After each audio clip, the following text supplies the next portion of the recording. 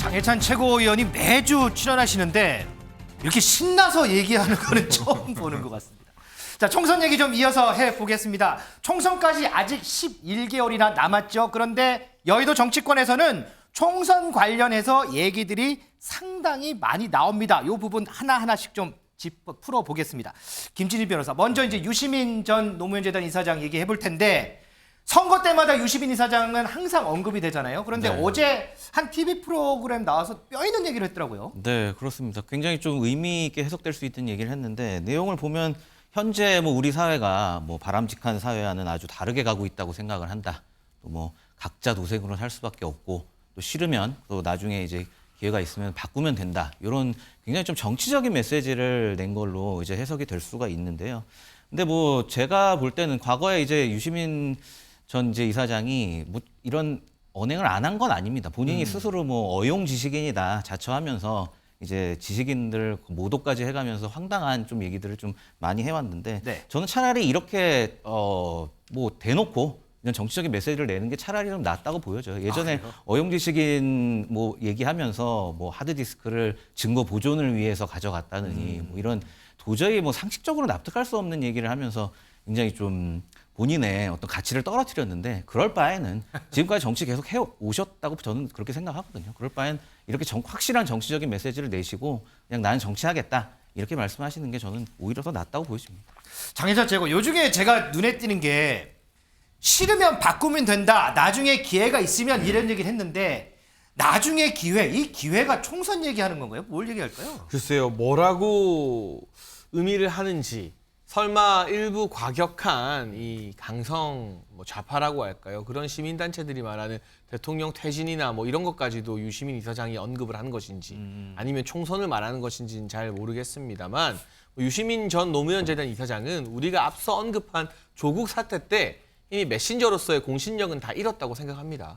그때 그 누구보다 적극적으로 조국 전 장관을 도우면서 한때 잠시나마 형성되었던 청년층의 지지나 신뢰를 본인 스스로 다 탕진해버리고 정치적 어떤 파산 상태에 이르렀기 때문에 저 개인적으로는 유시민 이사장이 뭐라고 하건 크게 관심이 없습니다.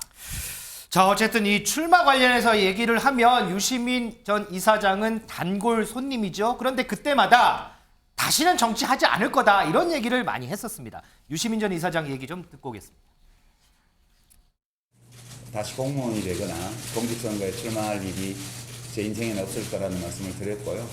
이건 이제 저의 선택이죠. 2013년도에 정치를 그만두었을 때하고 지금하고 똑같습니다. 저를 좀 그만 괴롭히십시오. 뭐 정치를 안 해본 사람이면 네. 뭐 야 기분 좋다 네. 뭐 하든 안 하든 그럴 수도 있는데요. 제가 한 10여 년 정치를 해본 입장에서 이게 이런 상황은 되게 좀 곤혹스러운 거죠. 그러니까 하루 24시간 1년 365일이 다 을이에요. 저만 을이 되는 게 아니라 저희 가족들도 다 을이 될 수밖에 없고요. 솔좀 보여줘. 네. 유시민 전 이사장이 어쨌든 이런 얘기를 했음에도 불구하고 어쨌든 총선이 또 다가오니까 출마 얘기는 또 붙어요. 어떠세요? 출마할까요? 어제 그 같은 방송에서 이제는 객석이 더 어울릴 나이다라고 얘기를 하셨어요. 저는 유시민 작가님이라고 저는 오히려 더 요즘에는 더 자연스럽다고 생각을 네. 하는데 오히려 글을 쓰시거나 또 좋아하는 낚시를 하실 때가 더 행복하신 것 같고 본인도 정치에 대해서 모르겠습니다. 지난 대선 전에는 대권 후보로도 논의가 됐었거든요. 그렇기 때문에 뭐 총선에 대한 출마는 거의 희박하다고 저는 보이고요. 뭐 진영을 결집시키는 본인의 어떤 뭐 스피커로서의 역할을 다시 하시게 될지는 모르겠습니다만은 아마 저는 내년 총선에서 어떠한 정치적인 역할 그렇게 하지는 않으실 거라고 저는 믿고 있습니다. 알겠습니다. 자, 선거 때마다 언급되는 단골 손님 유시민 전 이사장 얘기해봤고요. 그리고요, 일명 박의 사람들로 불립니다. 박근혜 전 대통령과 연관 있는 인물들의 출마설도 솔솔솔 나오는데 과연 그 연관 있는 인물들 누굴까요? 영상으로 좀 보겠습니다. 지난 박근혜 정부 기간 동안 소위 대구 경북 의원들 뭐 했냐 이거요. 가족회사 자금 유용한 거에 대해서 인정하십니까?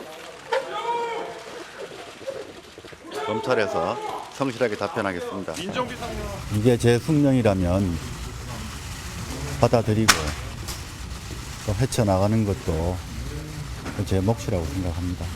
대통령을 팔아서 자기 정치를 하고 있다.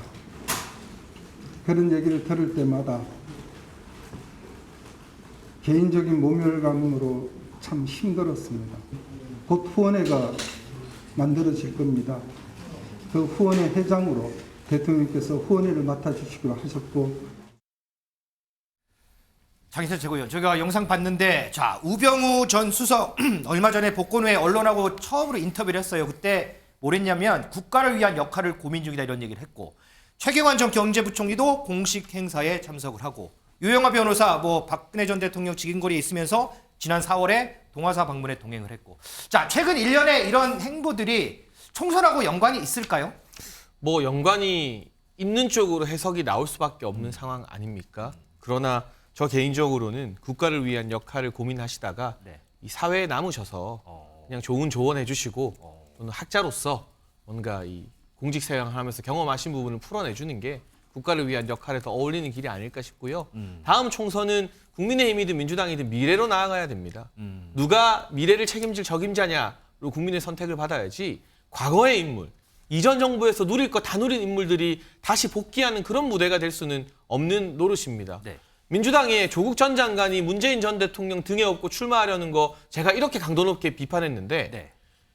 이 박근혜 정부에서 정말 부귀영화 다 누린 분들이 박근혜 전 대통령을 이용해서 또 나오는 게 과연 국민에게 동의가 되는 부분일까요?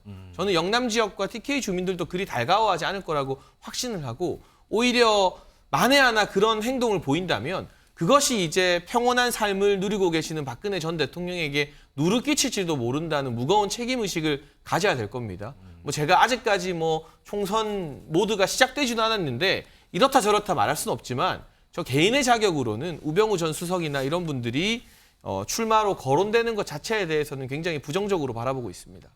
미지숙 기자, 지금 장혜찬 최고위원이 상당히 부정적으로 얘기를 했는데, 그럼에도 불구하고 특히나 최경환 전 부총리 같은 경우에는 과거의 지역구가 경북 경산 지역이잖아요. 근데 여기서는 당선 가능성까지 거론이 된다고 그러더라고요. 맞습니다. 최경환 전 부총리 국정농단 4년의 수용 생활 마치고 지난해에 석방이 됐습니다. 그래서 본인이 사선을 지낸 이 경북 경산에서 명예회복을 노린다 이런 이야기가 나오는 건데요. 이 지역 정치인은 최 전 부총리 총선 출마 거의 확실하다. 이미 지역 내에서는 과거의 최지원 조직이 움직이고 있다 이런 이야기가 나온다고 합니다.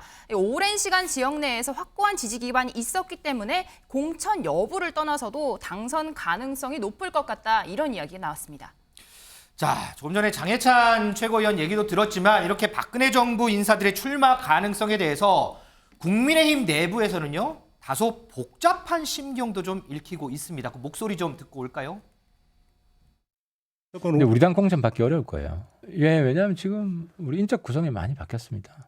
그런데 본인 출마는 자유고 또 본인은 명예회복하고 싶은 마음이 있을지는 모르겠지만 아마 이제 우리 당 공천이 안 됐을 때 선거가 쉽지는 않을 겁니다. 우병우 수석 같은 경우는 이미 형을 다 끝냈습니다. 또 사면 복권도 받았습니다. 예. 고향 영주 쪽 출마하면 당선 가능성도 있다고 보세요? 근데 그쪽 지역에 제가 보면요. 예. 박근혜 대통령에 대한 정서가 아주 강합니다.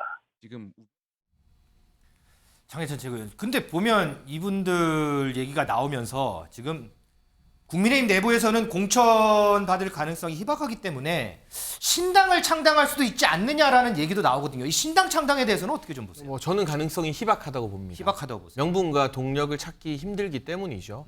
지금 우리 윤석열 정부의 지지층, 윤석열 정부를 지지하는 국민분들은 이 민주당의 180석 때문에 해야 할 일을 못하는 것에 대해서 굉장히 많은 불만을 가지고 있고, 다음 총선에서 뭐 누구 한 사람에 대한 개인적 호불호가 아니라 민주당을 제압해서 과반 의석을 달성해서 대통령이 제발 일 좀 할 수 있게 해라라는 걸 지상명령으로 여기고 있기 때문에 거기에 반하는 어떤 움직임이라도 저는 냉정한 평가를 받게 될 것이다라는 차가운 말씀을 드릴 수밖에 없습니다.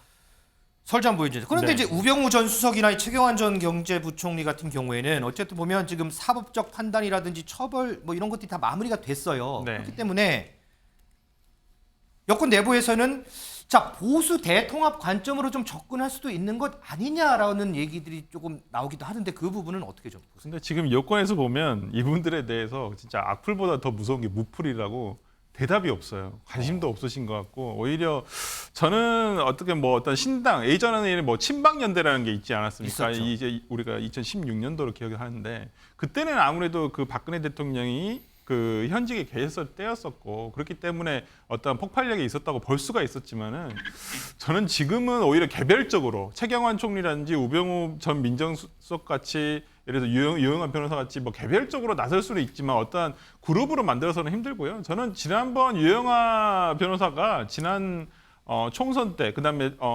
보궐선거와 그다음에 지방선거에서 보여준 결과가 이미 저는 결과를 얘기해줬다고 봅니다. 자, 총선 내년 5월임에도 불구하고 슬슬 다가오는 느낌이 보입니다.